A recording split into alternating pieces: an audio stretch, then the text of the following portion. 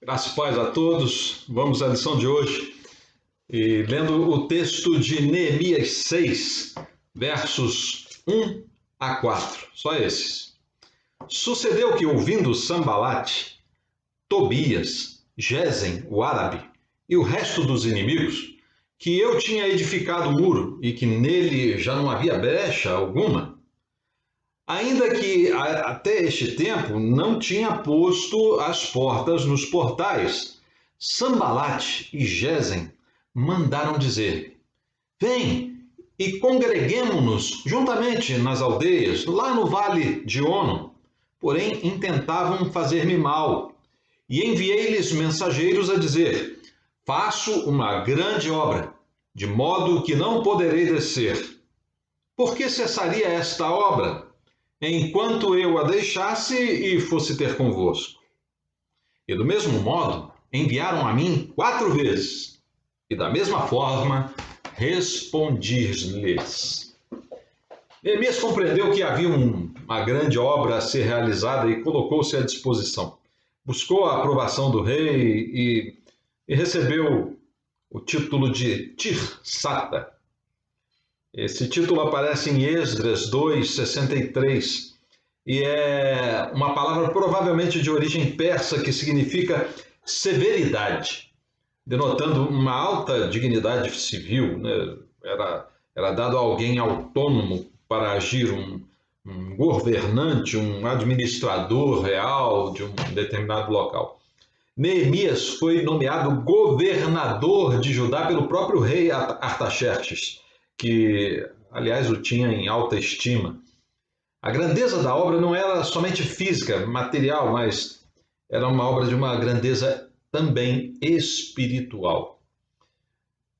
Para realizar alguma grande obra espiritual é necessário ter consciência da grandeza da obra de Deus e observar algumas coisas. A primeira delas é fazer tudo mantendo o foco. Isso está no verso 3. Ali ele disse aos opositores quando o chamaram. Ele disse o quê? Estou fazendo uma grande obra, de modo que não poderei descer. Imagina um cirurgião em meio a uma operação do coração de alguém e lá fora começam a chamá-lo lá no alto-falante, lá naqueles alto-falantes do hospital. Doutor fulano, comparecer ao escritório. Se o médico não mantiver o foco, vai deixar o paciente na mesa e ver o que está acontecendo. E se não for lá ver o que está acontecendo, pode se distrair, aí pode até trocar o coração pelo estômago e botar um marca-passo no esôfago do sujeito. Quando estamos fazendo uma obra para a causa do Senhor, certamente o inimigo tentará nos tirar o foco, nos chamando para outra coisa. Não podemos aceitar a voz maldita que nos tire a concentração, a motivação, a fé naquilo que fazemos. Os samaritanos queriam tirar o foco de Neemias. Várias vezes tentaram dissuadi-lo de fazer aquela obra, ainda mais que estava quase concluindo as portas. Muitas vezes ouviremos: não vai dar certo, não vai conseguir, está perdendo tempo, não há solução. Ultimamente ouvi um diálogo de 2 rapazes. Um dizia que o Brasil não tem saída. O outro respondeu: tem sim. Então respondeu o primeiro: e qual é a saída? A resposta do segundo foi: o aeroporto. É até engraçado, mas muitas vezes ouviremos isso, que não há saída. Na época dos militares, quando eles subiram ao poder na década de 60, colocaram um slogan: Brasil, ame-o ou deixe-o. Os opositores fizeram outro slogan que dizia assim: o último que sair, apague a luz. Também é engraçado, mas a luz continuou acesa. Muitos, embora a situação às vezes, muito embora às vezes a situação nos pareça assim difícil ou até impossível, não devemos esquecer que Deus está no controle de todas as coisas. Ele é soberano. Nada escapa a seus olhos. Não podemos admitir que Deus apenas assista a tudo desinteressadamente. Ele não faz a história, mas intervém nela, pois é completamente soberano. O filósofo Voltaire disse que acreditava na existência de Deus e dizia que se existe um relógio é porque existe também um relojoeiro. Mas também afirmou que Deus fez o universo, mas não intervém mais nele. E, portanto, o homem é um ser livre. Ele não cria num Deus cristão e em seu livro sagrado, a Bíblia. Apenas cria numa religião natural, a cargo do homem, se qualquer revelação divina, um Deus ausente, que só se pode perceber pela razão e não pela fé. Mas a história bíblica, as profecias já cumpridas e a nossa própria experiência pessoal o desmentem. E as escrituras sagradas, elas nos dizem o seguinte: sem fé é impossível agradar a Deus. Voltaire vivia pelos acasos da vida, mas o justo viverá da fé. É óbvio que Deus respeita nossas escolhas. Para isso, nos tornou livres à sua imagem e semelhança, e pela nossa própria escolha, tornamos-nos escravos do pecado. Temos que escolher entre ouvir os opositores da obra do Senhor e perder o foco, ou mantermos-nos firmes nesta obra, mesmo que isso nos torne impopulares, como ficou Neemias diante dos moradores do entorno de Jerusalém. Fazer a obra de Deus significa ser impopular. Na maioria das vezes significa isso. Neemias não se preocupava em ser popular ou ser aceito pelo povo, pela sociedade, pela opinião pública. A preocupação dele era com a fidelidade a Deus. Henry Blackaby afirmou que o mundo precisa de líderes religiosos que se orientem pela agenda de Deus. O mundo precisa de maridos e esposas, de pais e mães que saibam aplicar as promessas bíblicas no lar, em vez de se apoiar nos conselhos dos livros de autoajuda. Na aula passada, falei sobre a polarização que está ocorrendo em nossa época. Um ouvinte me chamou a atenção para destacar que a polarização horizontal, essa polarização político-ideológica, demonifica o homem, nos faz mal. Mas ele me chamou a atenção, porém, que a polarização vertical que santifica o homem. Foi muito oportuna a observação do ouvinte, o Célio, nosso amigo e irmão, e também teólogo, membro dos Águias de Cristo Motoclube Brasil, a quem agradeço a colaboração, pois completou algo muito necessário na aula passada que ficou, vamos dizer assim, com uma lacuna. E também nos ajuda nessa aula de hoje. Não podemos ficar em cima do muro nas coisas espirituais. A Bíblia nos diz que devemos ser sim, sim e não, não. Que não podemos servir a Deus e a Mamon. Que não podemos ser mornos, ou seja, nas questões espirituais, nossas posições têm que ser claras, como a de Neemias. E mesmo nas carnais ou materiais, nossas posições também devem ser claras. Todavia, não por força ou por violência, como está lá em Zacarias 4:6. Não vai ser necessário ler. Por isso devemos ser polarizados, sim, quanto às coisas de Deus. Quanto a essas, não podemos abrir mão. Até porque não temos que lutar contra a carne e o sangue, mas sim contra principados, contra as potestades, contra os príncipes das trevas deste século, contra as hostes espirituais da maldade nos lugares celestiais, como Paulo nos orienta em Efésios 6:12, que é um versículo, aliás, muito atual. A segunda coisa que devemos saber é que o inimigo é persistente. Os inimigos de Neemias não desistiram com as 4 tentativas lá de chamar Neemias. Então mandaram uma carta aberta, uma mensagem escrita, já o acusando de traição, de revolta contra o rei. Tentaram primeiro tirar Neemias do local da obra para que as portas não fossem colocadas, para que não concluísse a obra. Não queriam deixar concluir aquela obra. Jesus já nos adverte que o inimigo é insistente, que quer nos tirar o foco. Está lá em Mateus 26, 41. O que diz lá? Vigiai e orai para que não entreis em tentação. Na verdade, o espírito está pronto, mas a carne é fraca. A gente é tentado a todo momento a deixar a obra e ir ouvir isso ou aquilo. Na gerência empresarial, nós chamamos isso de apagar incêndios. A gente corre daqui para lá apagando incêndios, combatendo um probleminha aqui e outro ali, e quando percebe, passou o dia resolvendo um monte de probleminhas, de pepininhos, né? E não fez o mais importante, não deu tempo. Daí surgiu o ditado que diz que quem não trabalha não tem tempo de ganhar dinheiro, né? É até uma ironia. O espírito está pronto, mas a carne é fraca.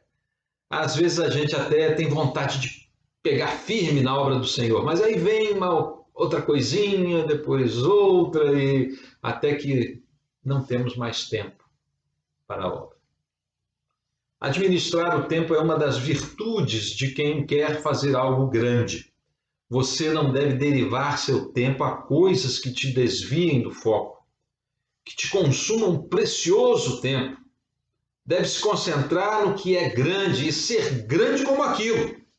É o exemplo dos apóstolos, que sugeriram o quê? Instituir diáconos para aquele serviço administrativo da igreja. Eles se concentraram na oração, no estudo e pregação da palavra de Deus. Por isso, não devemos dar lugar a coisas carnais que nos distraem das espirituais.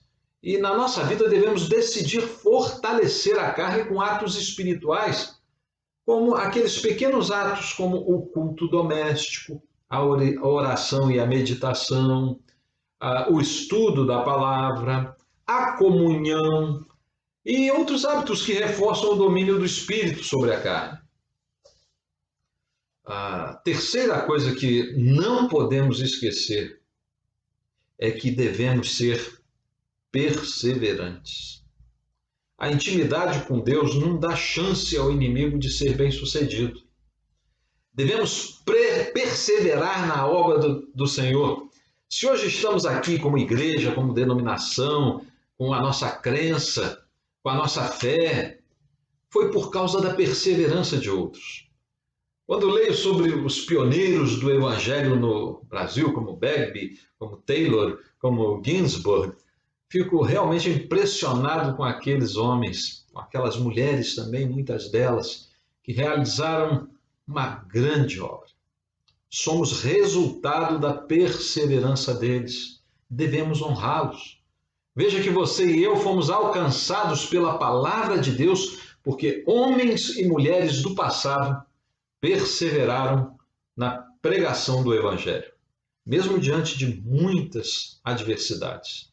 Com opositores poderosos, tentando desviá-los da obra do Senhor, tentando desviar a sua atenção, acusando de coisas horríveis, perseguindo, prendendo, mutilando e até matando os que perseveraram na obra do Senhor. Somos frutos de sua perseverança e devemos ser também esforçados em manter o Evangelho de Cristo sendo anunciado e alcançar outras vidas.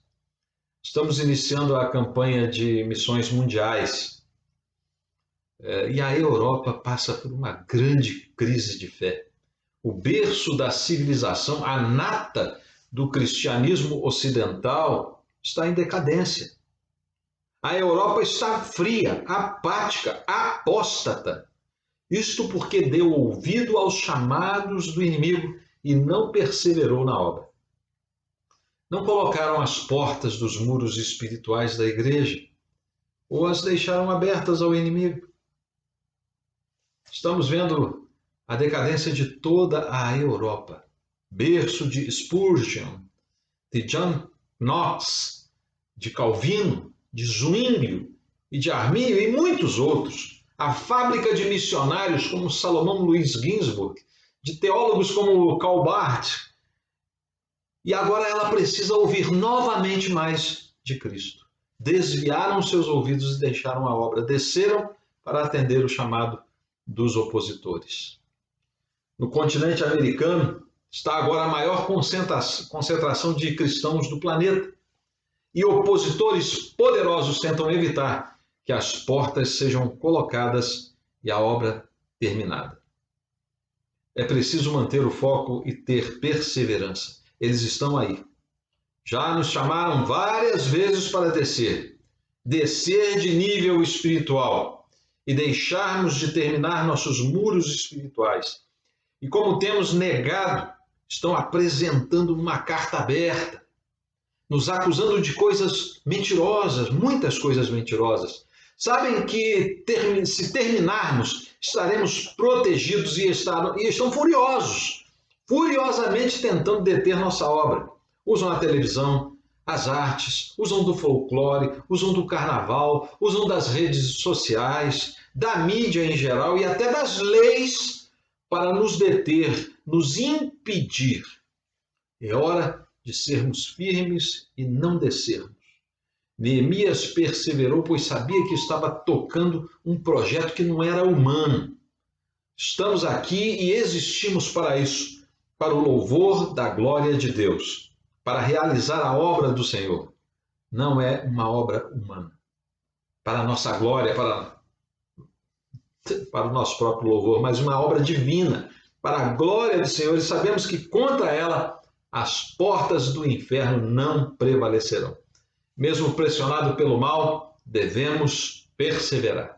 Em 2 Coríntios 4, 8 e 9, Paulo nos diz: em tudo somos atribulados, mas não angustiados, perplexos, mas não desanimados, perseguidos, mas não desamparados, abatidos, mas não destruídos. Vivemos em uma época que seremos tratados como retrógrados, preconceituosos, conservadores, fundamentalistas, malucos, não importa. Não devemos participar da polarização político-ideológica, mas seremos alvo dela, das mensagens de ódio, das revoluções violentas e dos processos e projetos sociopolíticos e filosófico-ideológicos de nosso tempo. E não devemos desviar-nos da obra para atender o chamado insistente dos seus opositores. Devemos ser, sim, polarizados em relação à fé em Deus, nos mandamentos bíblicos e na realização de sua obra. Nos mantermos firmes e perseverantes e com foco nessa obra que é a obra do Espírito e não da carne, identificando esses chamados e negando-os, mantendo a nossa moral e o nosso moral, nossos princípios, nossos costumes, nossa crença, nossa fé. Esta é uma polarização vertical e necessária. Não esqueça que o Senhor quer usar a sua vida nesta obra. Por fim, meus queridos, vamos parar um pouco para pensar e agir. Vamos nos perguntar algumas coisas que poderão avaliar se estamos realmente nessa grande obra. A primeira pergunta é: qual é a grande obra que o Senhor tem para você realizar em sua família? A família está sob ataque. Querem construir leis onde você, pai, e você, mãe, não serão mais educadores de seus filhos, mas apenas procriadores. Vendo o passaporte da minha filha, percebi que não identificam o seu sexo e não designam quem é pai ou mãe, apenas colocam filiação. Esta é a sutil forma de, pelas leis, não situar se você é homem ou mulher e se eu sou pai ou a mãe. Uma agenda da ideologia de gênero que nos obriga a aceitar a vontade de uma minoria. Dizem que na Suécia, não posso provar, mas ouvi dizer, que você não pode dizer que menino veste azul e menina veste rosa. Lá no colégio todos têm que vestir laranja. O Estado define a educação sexual de seus filhos, e não você. Dizem também que no Canadá está sendo assim. No Brasil é uma questão de tempo. Temos que nos posicionar firmemente e não descer. Temos que continuar a obra e fechar os muros espirituais do Brasil. Segunda coisa para pensarmos e agirmos é: como você tem se preparado para a obra? Como eu tenho me preparado para a obra? Neemias chegou em Jerusalém, ficou 3 dias se preparando e depois investigou todo o lugar e então, somente depois disso, iniciou a sua obra. Terceira pergunta é: você acha que suas práticas, suas ações, suas realizações materiais são suficientes para fortalecer a sua carne, deixá-la mais pronta, mais forte para enfrentar as investidas do inimigo? Quais as ações práticas você vai implantar para que a sua vida, doravante, a sua vida espiritual, seja melhor, esteja cada vez mais pronta? Quarta coisa para pensarmos e agir é uma pergunta. Você tem identificado, ou eu tenho identificado, as armadilhas que o inimigo tem preparado para o seu caminho? Aqui eu quero destacar que existem armadilhas pessoais e armadilhas coletivas. Você não pode se concentrar apenas nas suas dificuldades pessoais, mas também nas coletivas. Isto porque se somarão às pessoais e pode ser maior ainda o desastre. Fique atento. No Brasil e na América Latina vivemos num momento grave de infecção ideológica anticristã. São duas frentes, as pessoais e as coletivas. Não feche os olhos para nenhuma delas. Faça como Neemias. Um olho no pastor, outro no culto. Um nas portas e outro nos opositores. Por último, quais são as suas principais armadilhas? Ou quais as principais armadilhas do mal que têm tirado você do foco da grande obra do Senhor? Identifique-as. Oremos e peçamos sabedoria para enxergar essas armadilhas pessoais e coletivas, pedindo também a sabedoria necessária para decidirmos sobre o que fazer, sendo que, primeiramente, devemos ter a consciência de que estamos envolvidos numa grande obra e que, por isso, não podemos perder o foco, deixar que distrações nos atrapalhem. Devemos ter a consciência de que o inimigo é perseverante, insistente, que não desistirá facilmente. Devemos ter consciência de que, por ser essa uma grande obra, temos que ser perseverantes, mais que os inimigos, para que possamos fechar as portas do muro e concluir a tal obra do Senhor. Por fim, devemos ter consciência de que essa é uma grande, muito grande obra, porque temos um grande Senhor e que somos resultados dessa maravilhosa obra e que outros também poderão vir a ser mediante um forte e preparado espírito, que controla a nossa fraca e vulnerável carne e que, ao fim, o Senhor não nos decepcionará, pois há uma saída e não é o aeroporto, é Cristo. Que Deus nos abençoe. Amém.